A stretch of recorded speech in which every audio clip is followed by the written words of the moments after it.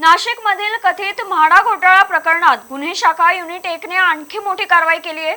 या प्रकरणात 2 मंडळ अधिकाऱ्यांना अटक करण्यात आली असून न्यायालयाने त्यांना 7 दिवसांची पोलीस कोठडी सुनावली आहे। यापूर्वीही या प्रकरणात अनेक अधिकारी आणि बिल्डर अटकेत आहेत। पाहूयात हा रिपोर्ट। नाशिकमधील कथित म्हाडा घोटाळ्याचा तपास जसजसा पुढे सरकत आहे तसतशी नव्या आरोपींची नावे समोर येत आहेत।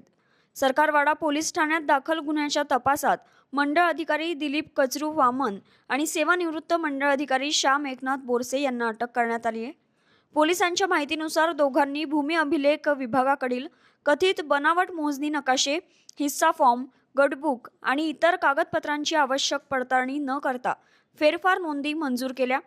काही प्रकरणांमध्ये तहसील कार्यालयाचे आदेश नसतानाही फेरफार नोंदी प्रमाणित करण्यात आल्याचा आरोप आहे।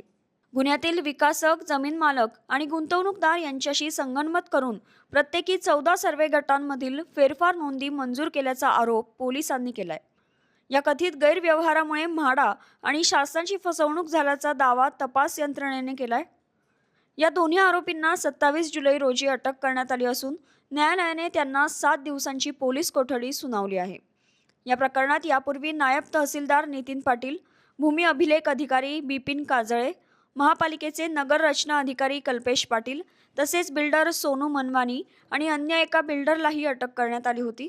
या प्रकरणाचा तपास सुरू असून आणखी काही जणांची चौकशी सुरू असल्याची माहिती पोलीस सूत्रांनी दिली आहे। न्यूज डेस्क, आपलं नाशिक।